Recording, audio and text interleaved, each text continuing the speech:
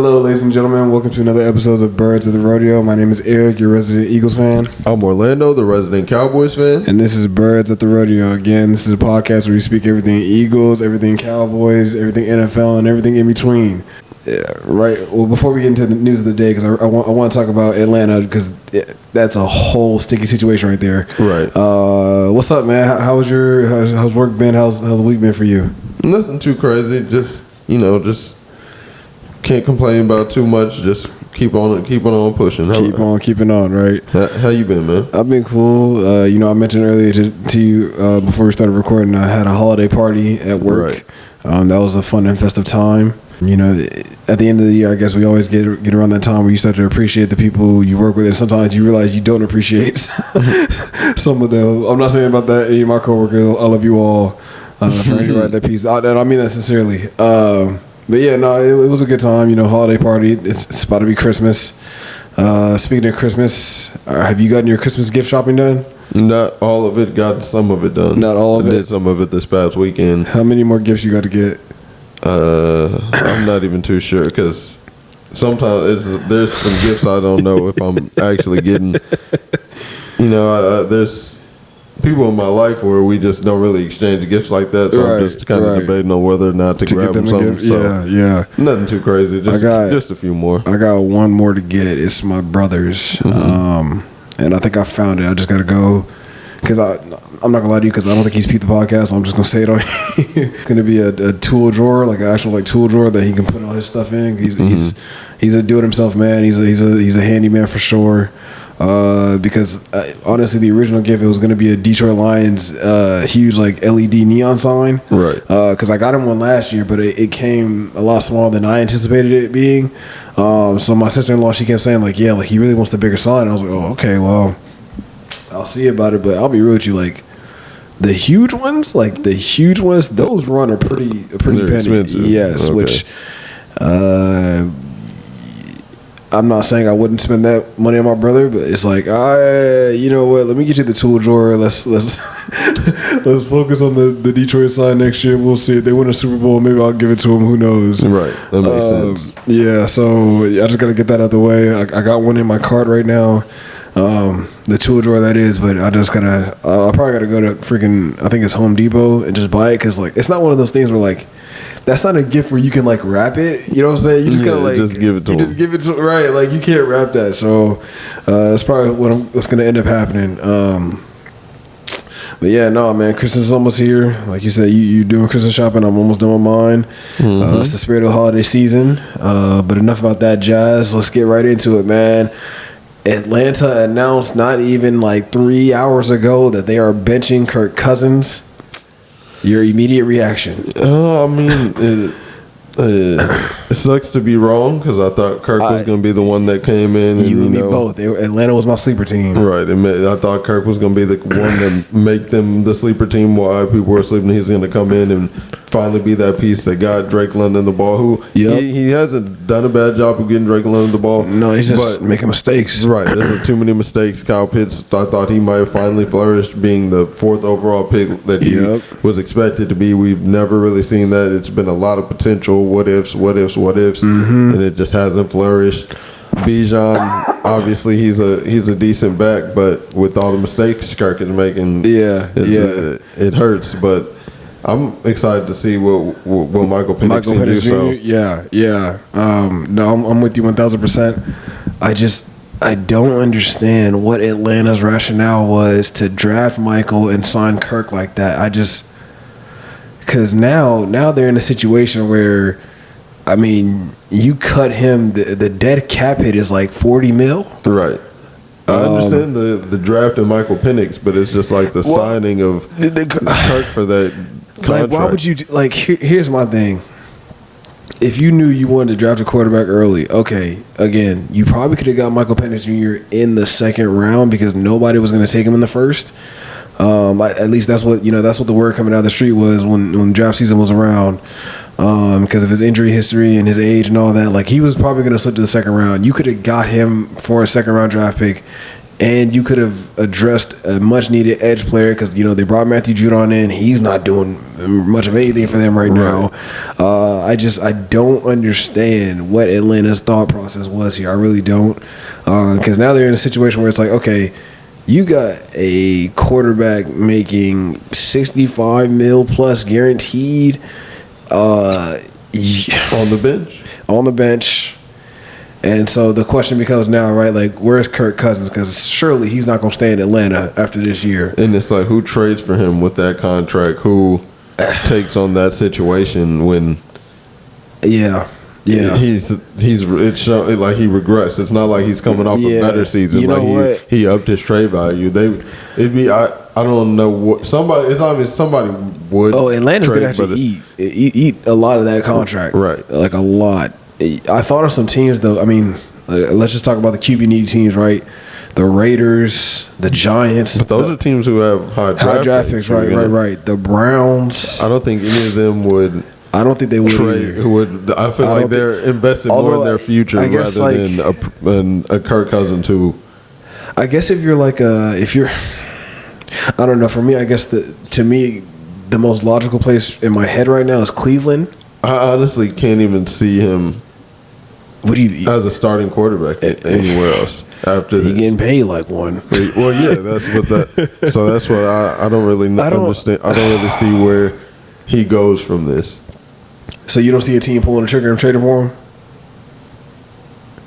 him? No, not a team that's not in position to get somebody young. Well, you know what? I guess because we just saw Denver do it with Russ, right? They just cut him. Does Atlanta just cut Kirk like that? I guess it could happen, right? The Giants just did it. Yeah, but Daniel Jones, similar situation. But I think Russell Wilson, that's a better comparison just because Russell Wilson got paid all that money. Oh, I'm not saying they're different. I'm saying that it's just another one. Yeah. No, I get what you're saying. Don't have a problem with moving on. Right. Oh, my God. Could Kirk Cousins go down the road that Russell Wilson had to go down? Get all that money, get cut after 2 seasons. He might get cut after 1 season, right? Have to sign a 1-year deal somewhere to prove that he can still play. I don't think he's good enough for that.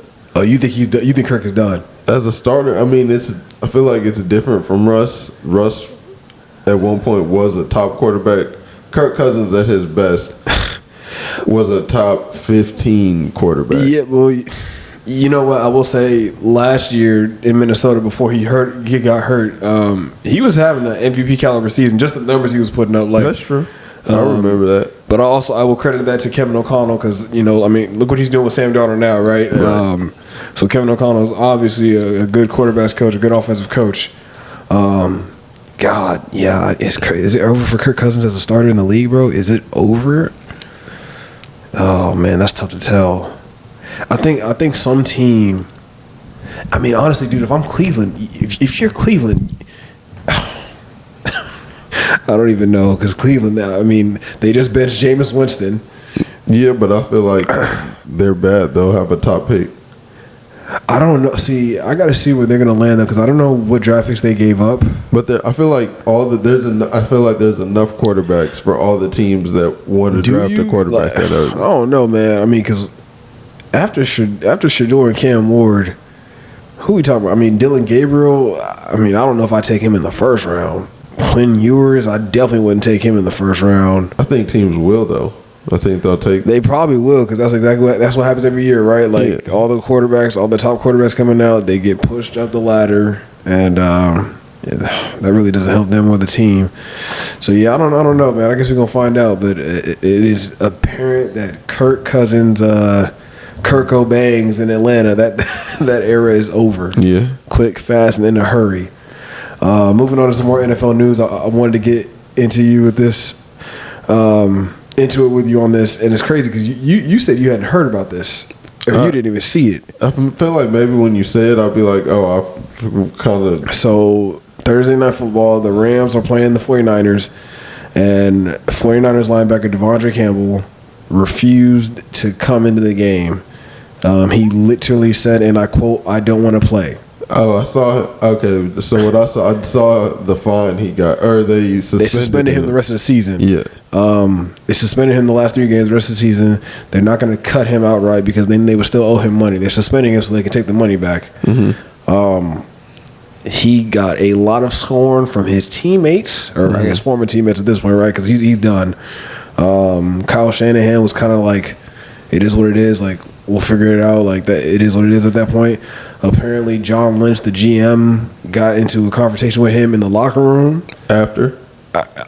Well, because De'vondre Campbell, he literally walked off the field into the locker room during the fourth quarter. So I'm assuming John Lynch came down and spoke to him at that point. I don't, yeah. Has he came out and said anything? I haven't seen De'vondre Campbell say anything. So there's no. I haven't seen it. If y'all seen it, let us know. Put the link in. I haven't seen De'vondre Campbell say nothing. Yeah. So you hear that? What are your thoughts? My immediate thoughts are so I've seen that happen. Like, I've been on teams where I've flat out seen people be like, "Oh, go in," and they be like, "No, I'm not playing." Yeah. And was he playing throughout the rest of it? So, like, that was the first time they were trying to make him go in? Here's my thing. Here's what I think happened. Because Dre Greenlaw, 49ers All-Pro linebacker, he was out all season because he popped his Achilles in the Super Bowl, right? So they signed De'vondre Campbell to replace him. So he was starting most of the year. Now, Dre Greenlaw, this was his first game back. Dre Greenlaw started. Then Dre Greenlaw, his knee was starting to bother him, so he sat out. And then their other backup linebacker, D. Winters, he was hurt. So all they had was Fred Warner and De'vondre Campbell. And De'vondre Campbell, in my head, I think maybe he just decided, I don't want to play football no more. I don't know. But it could also been like, dude, like, I've been starting for y'all all season, and then y'all bench me because Dre just came back. Maybe that's how he felt. I don't know. Right. But he had been playing for them. He had been a starter for them every game up to that point, except for Thursday night. That's actually pretty much what, because I've seen that happen twice. And one of the situations was like that. Dude had been not only starting like all year, he had been like a 4-year starter, like on varsity in his senior year. Our coach tried to make him come off the bench, and he was like, no. And then he didn't play on the team for much longer after that. Yeah. Did he transfer? No, he didn't train. He just stopped playing. Stopped playing. Yeah. I mean, let me ask something. It did happen to another kid who did end up transferring, actually. But it was he basically didn't play all game, and it was somebody who he had started sometimes, got minutes, but he just hadn't played at all this game. Yeah. End of the game, like a minute or two left. Coach like, I'll go in, and he's like, well, I'm not playing it. Like, no. Did you view those guys differently? Like, did you feel like they quit on your team? No, actually. No? Okay. As a teammate, like, thinking back in the time, I remember thinking back, like, respecting it. Well, okay. Maybe. So fast forward now, do you respect what De'vondre Campbell did? As like an individual, yes, but I can see how it is being a bad teammate. Well, why do you respect it, I guess? Maybe because it was coming from a place where I understand it. It's like, again, we don't know exactly where his mindset was. But like looking at my teammates, and the first guy, like, I've been a starter for this team for 4 years. You're a new coach. Yeah. Like, you're kind of trying to change things. I disagree with that. Yeah. So I can understand that. And then the other guy, like, don't try to play me the last minute. The game's over. Like, that's like with Steve Kerr and Jason Tatum a little bit, right? Because they was all like, well, like, they should just play him in the fourth quarter. It's like, if you're Tatum, why would you even want to play in the fourth quarter at that point? Exactly. Which I get that situation. Yeah, but I understand why. You understand the scoring that he's giving. Yes, sure. I mean, George Kittle, he called him out. I can't forget what other teammate. Someone else said something about it too, but it's not a good look for him. And I mean, we've seen it happen in the NFL before. God rest the dead. Rest in peace, Devontae Davis. But he literally retired at halftime. I remember that. Yeah, he literally retired at halftime. So we've seen it happen in the NFL before. But I mean, God, dude. I mean, I hope De'vondre Campbell. I sincerely hope he's actually done playing football. Because if you're not, you just. Yeah, you ruined your chances, bro. Right. Like, you just put that on tape for everybody to see. Yes, you will be very hard pressed to find a team. Right. And another thing was too, because they was talking about like because the 49ers cut him outright, right? Like a contending team that needs linebacker help could sign him. So maybe because let's be honest, San Francisco, their season is done. They're not doing nothing. Yeah, that's true. So maybe he was like, why am I going to play on a sinking ship? Let me just, you know what I'm saying? Maybe that's part of it too. And it's like, no, they're not going to, they're not just going to let you walk off like that, bro. That's not going to happen. Right. So yeah, I don't know. I mean, I hope we hear from him soon. I mean, regardless, bro, like you did what you did. At this point, you just own it. And hey, if you're retiring, bro, God bless you. I wish you nothing but, health and success in your next phase. But right. That's just not a good look. No, for sure. That's just not a good look at all. For sure. Okay, let's talk about Dallas and Carolina. Mm-hmm. I initially started to watch that game hoping Carolina would, show me something. I cut it off for the first quarter. Bryce Young was running for his life, man, against y'all second stringers. That's crazy. Yeah, I mean, a lot of people are upset at what. Again, we talk about like I said last week. That y'all won? Yeah, a lot of people. Like I said last week, a lot of people want the team to fully tank. Yeah. But we talked about that. You can't. You can only tank so much, right? And this was a game at this point in the season, since Dak has been hurt, we've only won one game that I feel like someone could say was unexpected. Beating the Commanders, especially at with the season they were having at the time. Right. I mean, they might make the playoffs. Yeah, and I think they will. They definitely will. And beating them at the time, I can understand why someone could see that. But anyone who didn't think we could beat the Giants and the Panthers, even at that point, I don't understand. That's just delusional. You're right. The team would have to want to lose. They would have to suck as bad as the Giants. Exactly. That just wasn't going to happen. Those were two games I was almost guaranteed from the moment the season got the moment the schedule got announced. Yeah. Those were wins that I tacked on the board, and never once this season did anything happen to make me take those wins off the board. But those are two bad teams. Yeah. So I'm not surprised we beat them in the fashion we did. Yeah. I think it still shows the struggles we have offensively. Yeah. And it just shows. That'll look pretty good. I was just about to say it shows the contrast of where we were at the beginning of the season versus now. It's ridiculous that it took this long and 3 games left, man. It took us to be in this position to finally figure out that Rico Dowdle should have been our number one back. He's had 3 straight games over 100 yards. Yeah, set his career high back-to-back games. I think he had over 150 yards in rushing this game. Yep. So it's kind of like, what's the point? Like that I could have been, like I said, you could be frustrated with that, but you're not gonna be frustrated with the team winning. I can understand. Like I'm not surprised we won, but the way we're winning, that I can understand people being frustrated with. Like I said, one week I was seeing plays I had never saw before. We're doing things. We're being able to run the ball. Our defense is getting turnovers, stops. Yeah. Now I will say our defense is getting a lot of credit for playing. But the games, like I said, the games we won are against 2 really bad teams. Yeah. And the games we lost, the first 2 games we lost, the defense played well in the first half against the Eagles and the Texans. But the second half got completely blown out. Yeah. And against the Bengals, they played well pretty much throughout the entire game. Right. Just had a few blunders at the end. But I would just also like to see, wish our defense could have been playing at least what we've seen them being capable of doing. Since we've had the amount of sacks we've had in the last 4 or 5 games versus what we had in the first 6 or 7 games.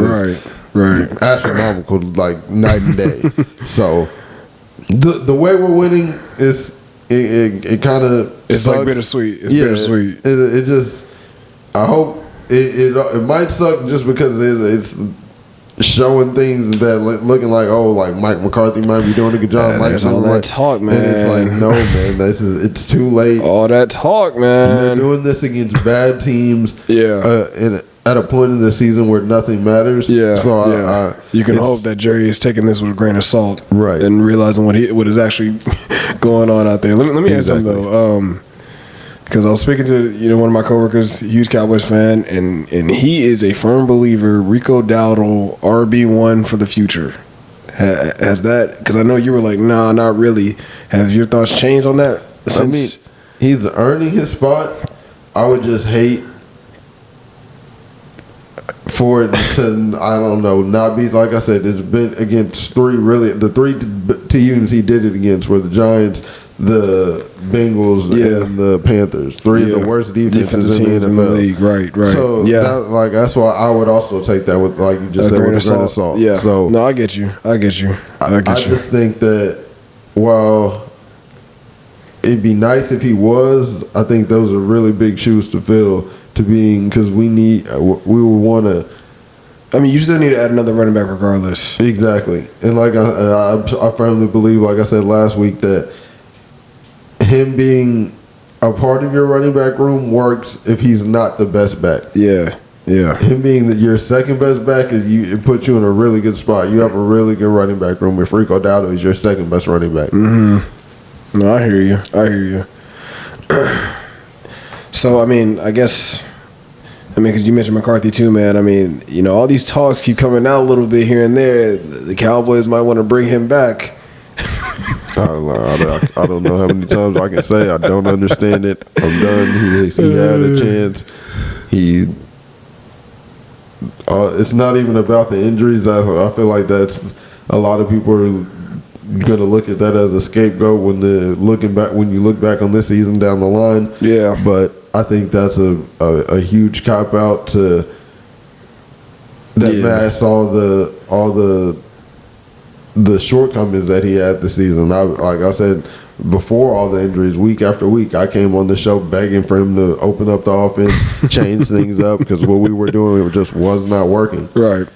So no, there's nothing he can do at this point of the season to, in my opinion, that would earn him a new contract to be our coach for the future. I want an entire new coaching staff. You want a fresh start. Absolutely. Fresh start in Dallas, Jerry. You hear that? Fresh start in Dallas.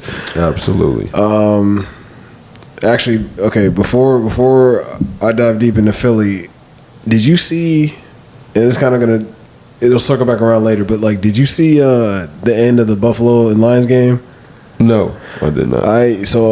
I watched a good 65% of it, but Dan Campbell, and let me just say this right now, I don't think Dan Campbell's a bad coach. Some people are saying he's a bad coach. I don't think he's a bad coach. I think he is a little bit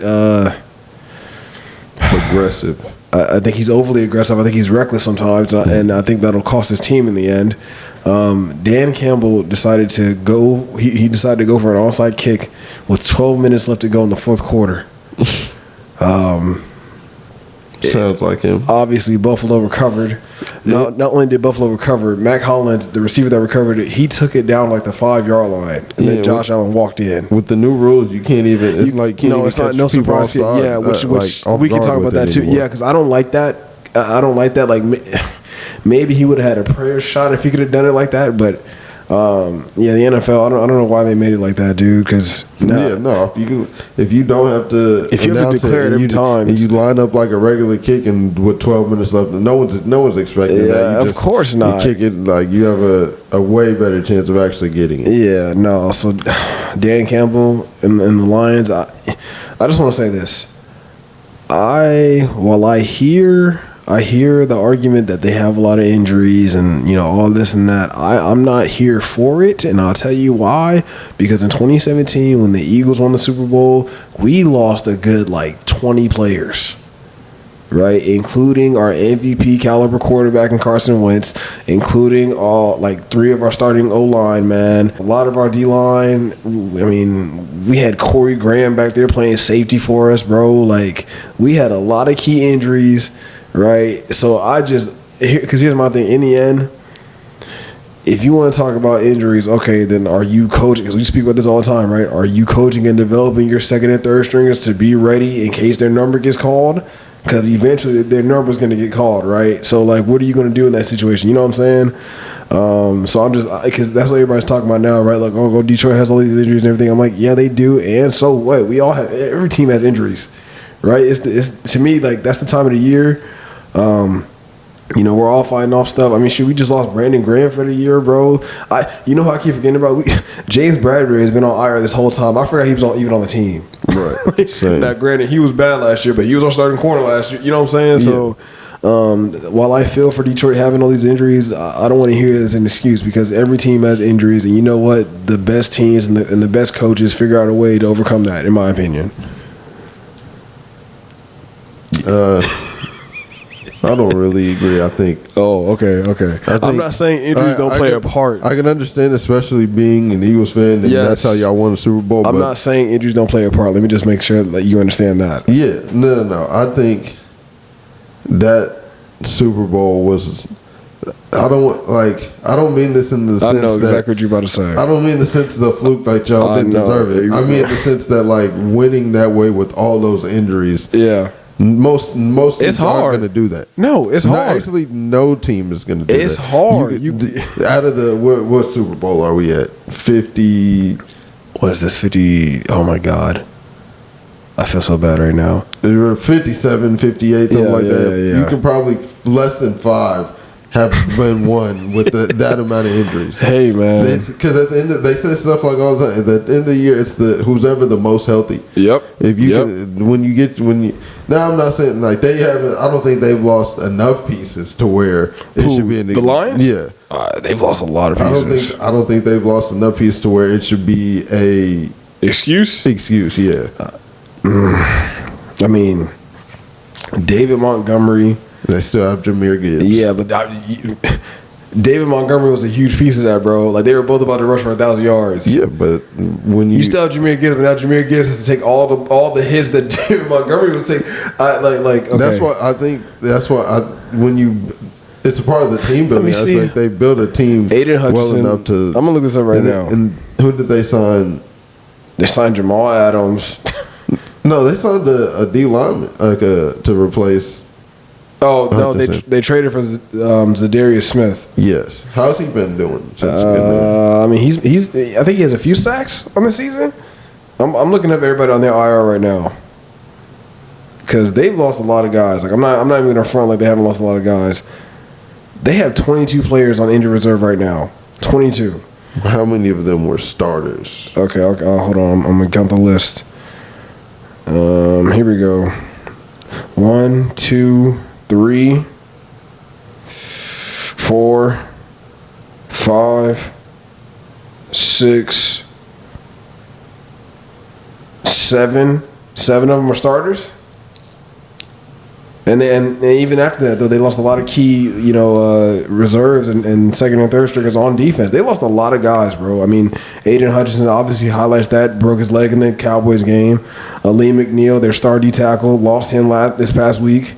Marcus Davenport, they brought him in for a 1-year deal to play opposite of Aiden Hutchinson. They lost him early on in the season. Alex Anzalone, they lost him, the starting middle linebacker. Carlton Davis, they traded for him from Tampa Bay, starting corner. They lost their rookie corner, Ennis Rakestraw. I'm assuming they were going to have him play with Terry and Arnold, the other cornerback they drafted. David Montgomery, they lost half of their running back tandem. They lost the starting kicker, Michael Bagley. They lost a lot of guys, bro. They lost a lot of guys. I'm not saying. Let me see. I feel like it's a better way to say it. I guess in the end, right? Like if you're gonna give Detroit a mulligan this year, whatever, fine, cool. But like to me, I'm just like, I don't want to hear it because like again, yeah, and maybe we were an anomaly. 2017, we overcame all those injuries. That's a better word, anomaly. Not a fluke. Yeah. I don't want to hear it, man. And to truth be told, the way Dan Campbell is, I don't think he wants to hear it either. I mean, I heard him on a radio show.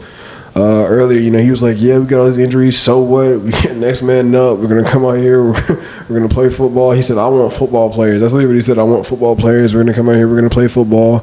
And he was talking about, I don't care if he literally said, I don't care if the defense gives up 700 yards and we win by 1 point. I will be happy.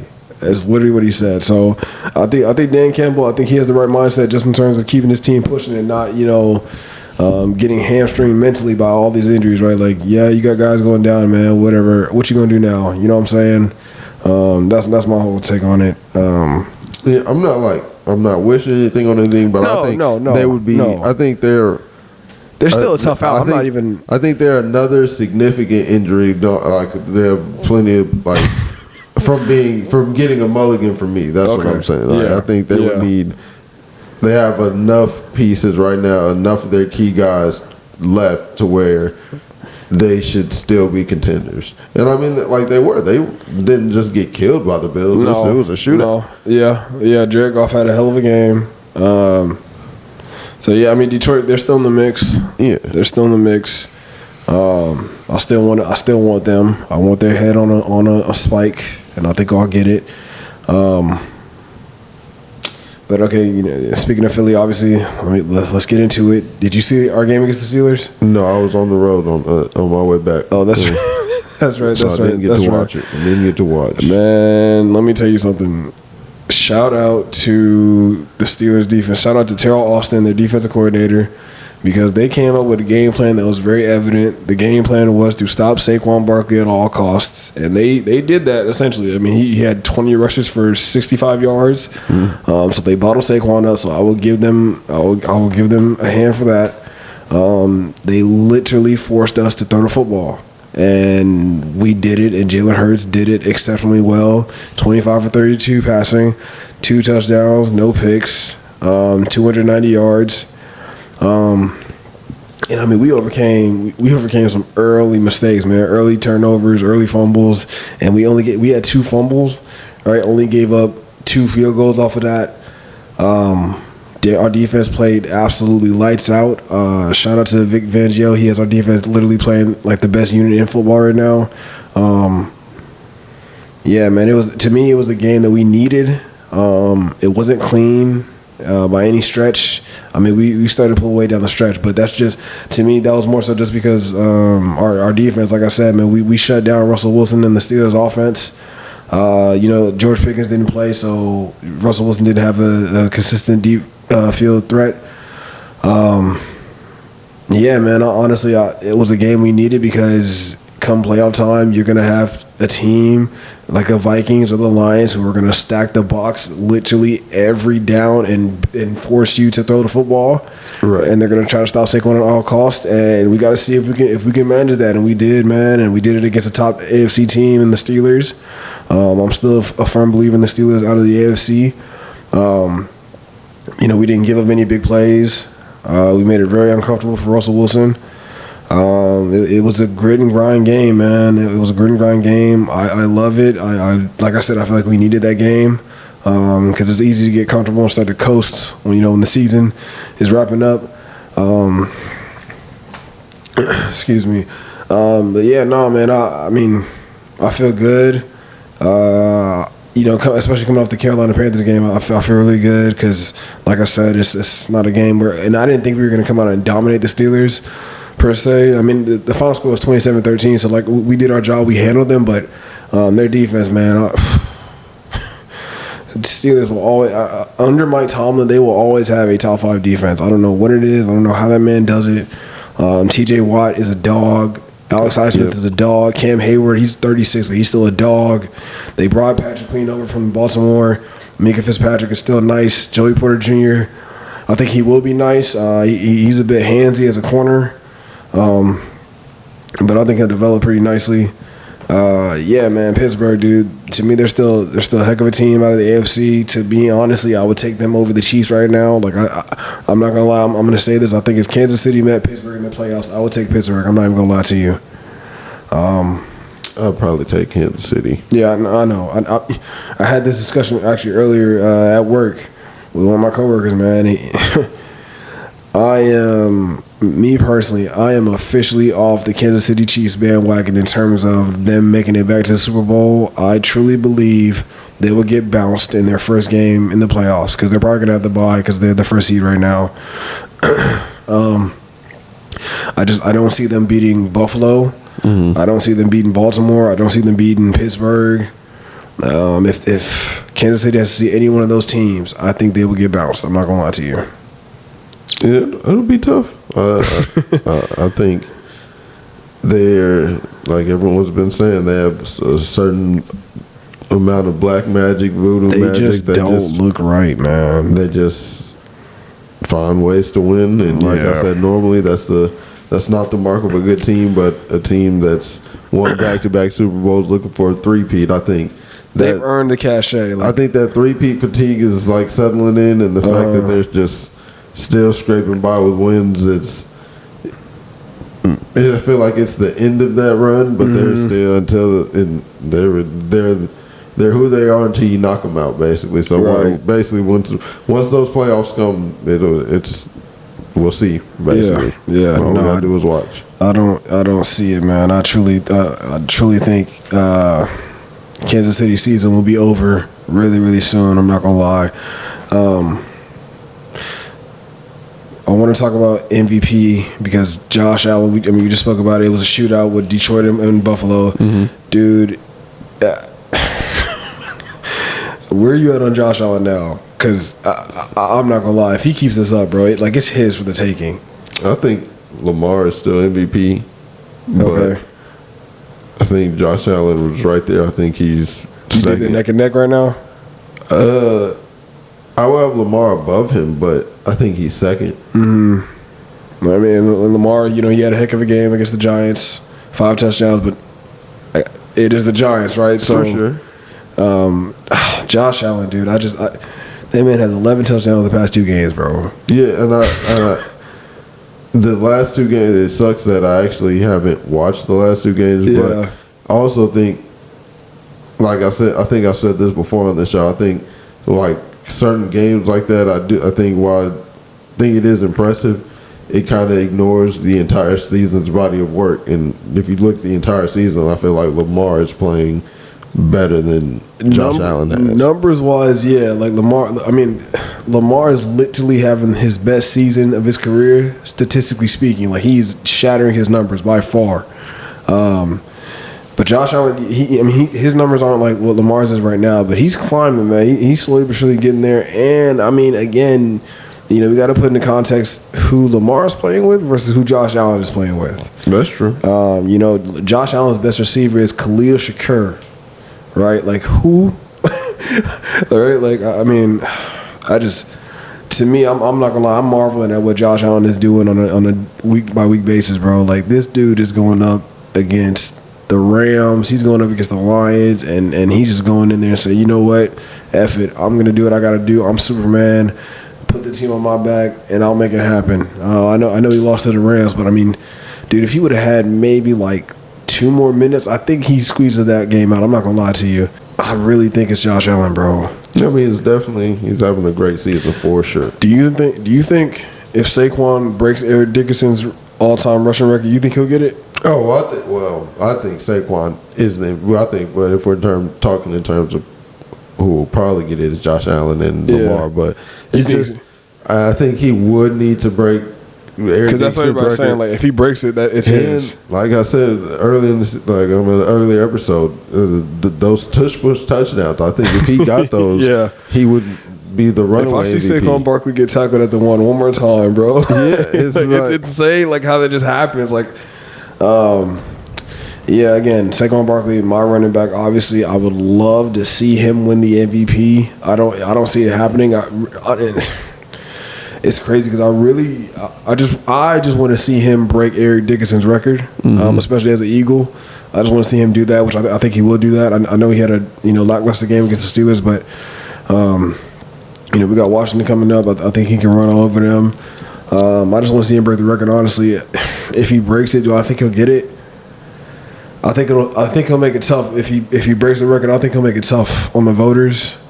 I think it sucks for him because I feel like last year, even though I do think Dak deserved it, I think it was a sort of a down year in terms of quarterback play or just in terms of the court. It wasn't like they're in terms like right now how Lamar Jackson and like you just said, Lamar Jackson having a career year in numbers. He's just looking amazing. And Josh Allen, 11 touchdowns in 2 games. Like, quarterbacks just weren't playing like just by far and amazing like this. Right. So it'd be harder not to give it to a quarterback this year. Yeah. No, I feel you.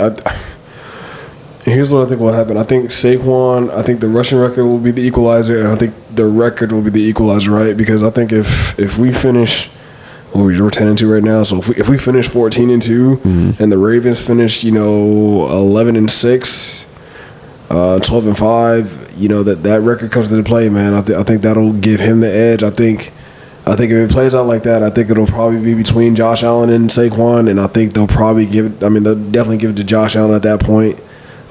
Just because he's had moments. I mean, Saquon's had moments too, but I feel like when they were earlier in the season. And you know what it is too, like, and I feel like you'll agree with me on this. Like when quarterbacks have moments, like it feels bigger, right? You know what I'm saying? Like Josh Allen in the snow, like that's a moment, right? Josh Allen last week against Detroit, that's a moment, bro. And with Saquon, it's like even. You might not have moments, but like I said, he had some moments early in the season. Yeah, but then he was just consistently good, consistently great. Yeah, exactly. 100-yard games, but it wasn't just like big chunk. He was just. I mean, there were some. He rushed for like 200 plus yards against the Rams. I can't remember the exact number. But, he had a heck of a game against the Rams. He hurdled a guy backwards. Like Saquon's had moments. That's it's just, true. You know what I'm saying? It's just like I don't know what it is, but like you see what I'm saying? Like we're talking about Josh Allen. It feels bigger than Saquon's. You know what I'm saying? Well, I feel like Josh Allen is just his last. It's just more recent. I don't want to just use recent. That is true. That is true. Like once you brought it back, Saquon jumping over that, like he hurdled a guy backwards. He definitely has moments. That's crazy. That's crazy. He hurdled a guy backwards. Yeah, he'll have a decent, like we said, if he breaks that record, he gets some more touchdowns. He stops getting tackled at the one as often. He'll definitely have a solid argument. I think it'll probably end up being between Saquon and Josh Allen. I think because Lamar's record, man, that the win-loss record, I think that's going to hurt him down the stretch. I think it'll end up being between Josh Allen and Saquon. I think Josh Allen will take it home. Again, I would love Saquon Barkley to take home the MVP. For me, honestly, I just really want to see him break Eric Dickerson's record. Stay healthy, head into the playoffs, obviously. That's another thing, too, man. I'll be honest, like, because, all this talk about because only one team gets a bye week now in the playoffs and everything. Right. Me, personally, I'll be honest with you, like, well, I would love Philly to have the bye. Honestly, like, I don't want us to, like, overexert ourselves down the stretch. Yeah, like, dude, like, if it's the last week and if it's still up for grabs, like, nah, bro, just rest everybody. Have Kenny Pickett trot out there against I think it's the Giants we finished the season off with. Have Kenny Pickett trot on out there. Let him do whatever. I don't care. He can win that game. Yeah, maybe. I wouldn't be impressed about it at that point. I'd just be watching to see, like, what our second string O-line looking like. Honestly, I'd be interested to see if, like, Dylan McMahon gets in the game. That's a developmental center we drafted. Jalix Hunt, I'd be interested to see how he looks. I'd just be interested to see like what the young guys are looking like, honestly. But yeah, no, I don't want us to overexert ourselves trying to get the bye, man. Like if it happens, cool. If not, it don't matter. We ready to rock and roll in the playoffs, man. We're on a 10-game winning streak, right? So as long as we take things 1 week at a time, I'm good, man. Yeah, I really don't want us to overexert ourselves trying to get that bye week, bro. I really don't. Understandable. I think it helps, though. I think it just depends on the team. Some teams need it. Yeah, like some teams need like Detroit. Detroit absolutely needs some it. Teams need the rest. Some teams would prefer the momentum. There's talk of playing multiple, like they're getting that extra game in. So there's talk of Aiden Hutchinson possibly coming back. I'm like, dude, that'd be crazy. That'd be insane. That'd literally be T.O. level, right? Like T.O. playing with 3 screws in his leg in the Super Bowl, dude. That if Aiden Hutchinson comes back, I don't know, dog. I don't know. I might be like, I don't know. Like, he's robotic. Yeah, but I feel like you might be running the risk too, man. Like sometimes it's okay. Yeah, that's true. I don't know. I feel like dudes sometimes I feel like they feel like this is the last time they're gonna play football. Well, which I mean, sometimes it could be, right? You don't know. Not only your last chance, but a Super Bowl, like coming back to playing the Super Bowl. It's hard. I understand it's hard because it might be your only chance to play in the Super Bowl. Dan Marino only played in one. T.O. That was the only one T.O. played in. You're right. You're absolutely right. I know you wanted to talk about the NBA Cup. Mm-hmm. The Bucks just won it tonight against the Thunder. Right. Are you like it really tapped in on the NBA Cup? I'll be real with you. I'm not that tapped in on it. So kind of this year, last year obviously the Lakers won it, so I was really tapped in. But once the Lakers got eliminated this year, right? Once the Lakers got eliminated this year, I was actually rooting for the Hawks. Because I really like Trae Young as a player. Do you? Yeah, I really do. And his beef with the entire city and state of New York. I love that. I love that. Yeah, I love that. So watching him eliminate them was nice. And then, but the Bucks, Giannis is just kind of too dominant of a player right now, especially for the Hawks and the Thunder. I was watching the game, and not only was Giannis just dominant. Shai Gilgeous-Alexander didn't have that great of a game. Really? Because I didn't see the Thunder as a whole shot terribly from three. I don't know what the final. That's surprising. What the final? At one point they were 2 for 20 Did from Dame three. have a good game? Dame had a pretty good game, and that was Really? pretty much the deciding factor. Because it was still close. At halftime, the Thunder were only down by 1. The Bucks didn't pull away until like halfway through the third quarter. But it's interesting because the Thunder, literally, bro, the Thunder are like the best perimeter defensive team in the league. And they were playing. That was why they were able to stay in the game, although they were shooting 2 for 20. But I mean, Giannis, right? And Giannis, he's not a perimeter player. He's just going to take it in the paint. And Chet Holmgren's been out. Yeah, no, they had no Chet. Yeah, and it was at the end of the stars for the Milwaukee, like I think Chris Middleton, he's out too, right? Yeah, he's out. But Giannis and Dame, they showed up. They played exactly how everybody on the Bucks played exactly like you thought they would. And then the Thunder, they just had a bad night shooting. They just had a terrible night shooting, and then Shea specifically had their best player had a pretty bad night. So yeah, I don't even. Do you take much stock into the NBA Cup as a whole though? I do in terms of how good a team is. Like I don't think there would be a team. I don't think a team would go far and do well in the NBA Cup if they weren't like a playoff team. Yeah, maybe. Although, I mean, depending on what happens throughout the season. I mean, because you could just get hot, right? Like you could literally just get hot. I mean, I think, yeah, maybe, but like not for multiple games like that. I genuinely don't see a bad team winning the NBA Cup. Yeah, I mean, yeah, I don't know. To me, what needs to happen is the NBA needs to shorten the season. I don't know. I don't care that much about the NBA Cup. You know what I'm saying? No, I like it. I think it's entertaining, and especially when the more invested the players are in it, the more exciting it is, the more competitive it looks. So, yeah. I mean, at first I didn't really see the point, but I don't see there isn't not a point, if that makes sense. I don't see the problem. I don't know. I'm like, with it still. I don't know. I don't know. Like I said, to me, I feel like the NBA needs to shorten the season, cut out all this load management crap. Yeah, I hate that because that doesn't work. It's not a thing. I don't know. I don't think they'll ever shorten the season. I think if anything, they'd extend TV deals, bro. Yeah. No, that's not gonna happen. But I wanted to ask you your opinion on something before we get out of here. Did you see that Travis Hunter won the Heisman? Yeah, absolutely. And I know you don't watch college football, but like, did you have any thoughts on that or? No, whether it was him or Ashton Genty. Yeah, I think both of them were deserving. I feel like they both had amazing seasons in their own respective rights. So I didn't disagree with it at all. Yeah. Did you? No, I didn't disagree with it. I did want Ashton Genty to win it though. To me, I think it says more that he's leading a Boise State team to the college football playoffs. And I mean, he's literally on pace to break Barry Sanders' rushing record. Right. Travis Hunter, he's an amazing two-way player. So do you think him going to Boise State has any factor in how well he's doing? Because I feel like that's just been the biggest conversation. How well he's going to translate to the league? Not how well he's going to translate to the league, but just how well he's going to translate to, like, in the college football playoffs when he's playing top schools. I forgot who they're playing. I got to see who they're playing. But, yeah, I do. I mean, listen, man, he rushed. Because like basically, when I saw the arguments for Travis instead of Ashton for the Heisman, it was basically because like, oh, Boise State, they don't play anybody. Oh, Colorado didn't like play like.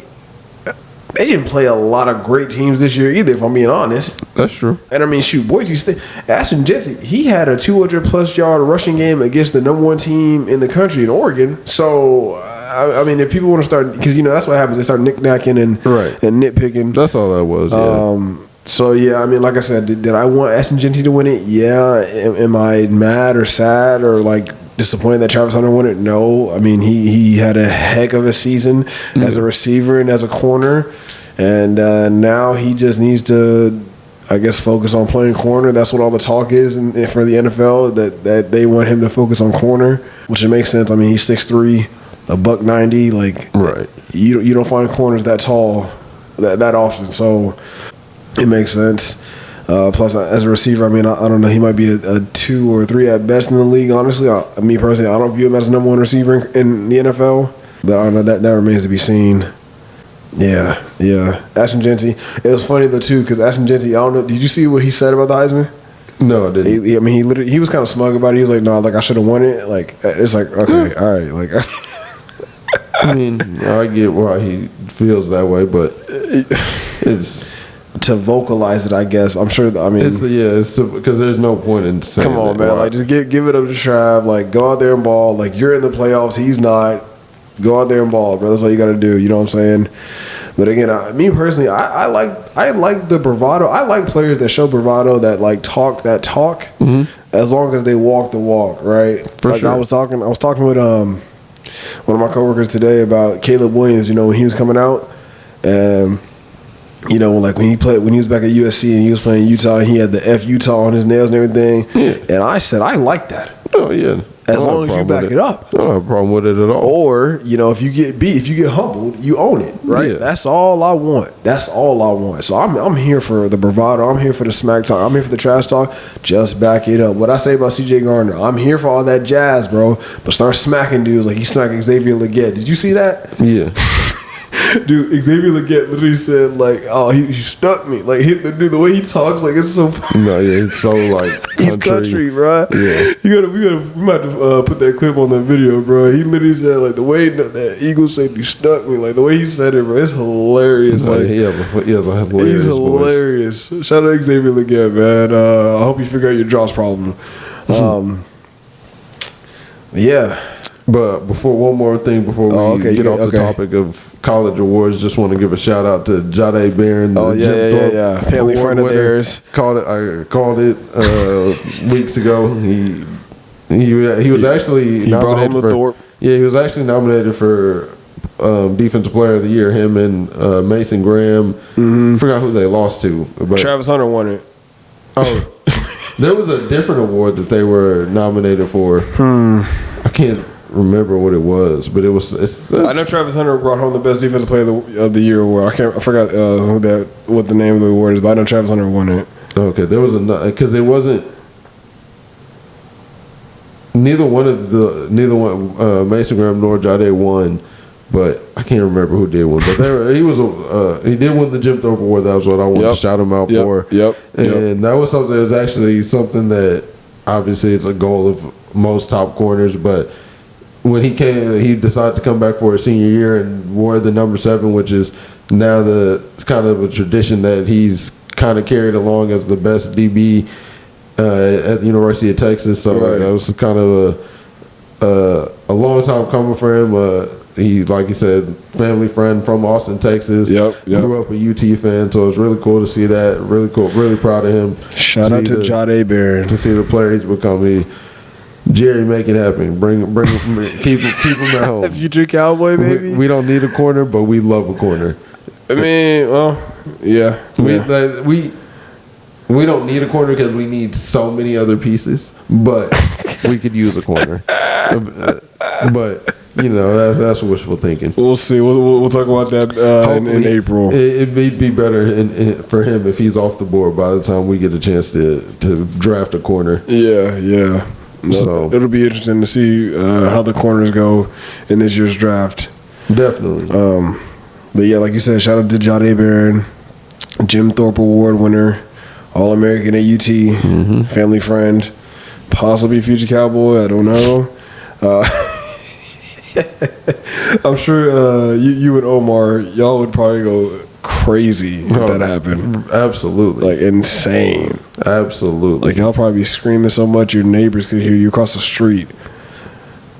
Yeah, that'd be interesting. I don't know. Jerry make it happen, speaking into existence. Well, he'll be drafted, and I think he'll be a top pick. Or I think like I said, he'll be off the board way before we use a pick on a corner.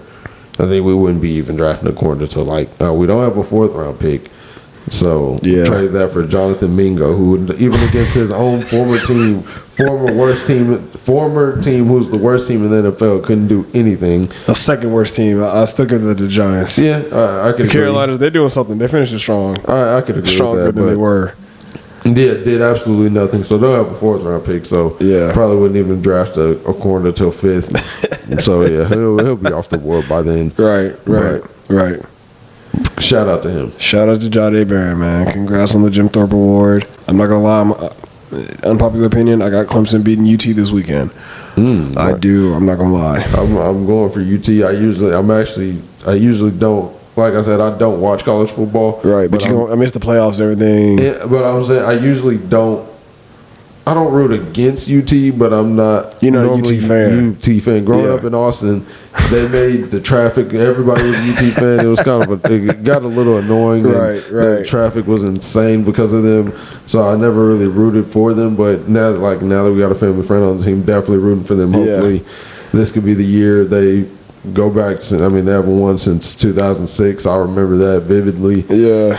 But it'll definitely be there's some good matchups. It's gonna be a good game. Playoffs. But I got the other Austin kid, Cade Klubnik, Clemson's quarterback. I got him coming back. You go to Lake Travis? He went to Westlake. Yeah, I got one of them. I got Cade coming back and spoiling his hometown team's hopes and dreams. I'm not gonna lie. I got Clemson winning it. Wonder what the story is there. If he grew up a UT fan at all. I'm not sure. I know they offered him. I know they offered him. And actually, Westlake, because that's where Sam Westlake produced some guys. Drew Brees, Nick Foles, Westlake to UT pipeline as a quarterback is like it's almost like a given. They offered Cade. He went to Clemson, so he must not have been a UT fan growing up.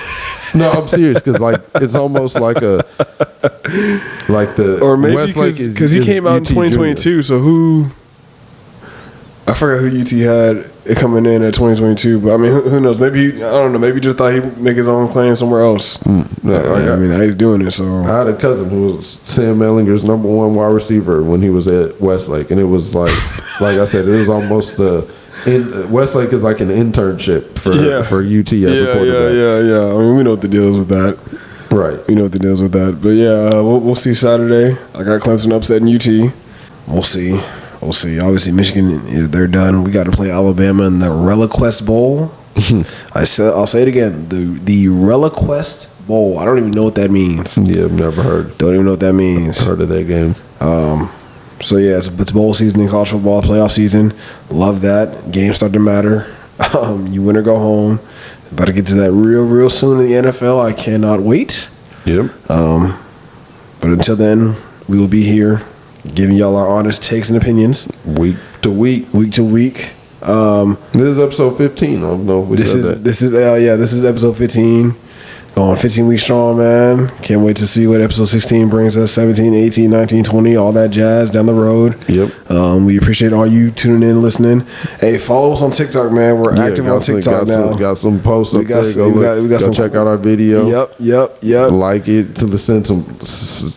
Post some comments on it. Reshare it. Do anything. Tell us your thoughts. Yeah. Who you think should win the MVP? Who you thought should have won Heisman? Comment on this video, like it, share it, subscribe to our channel. Are the Chiefs for real, or am I tripping?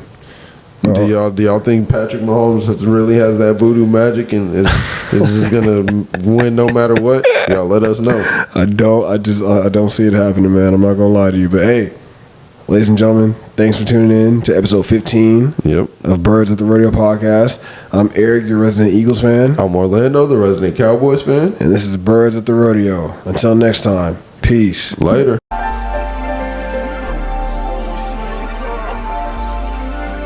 Jamal with a stroke of genius.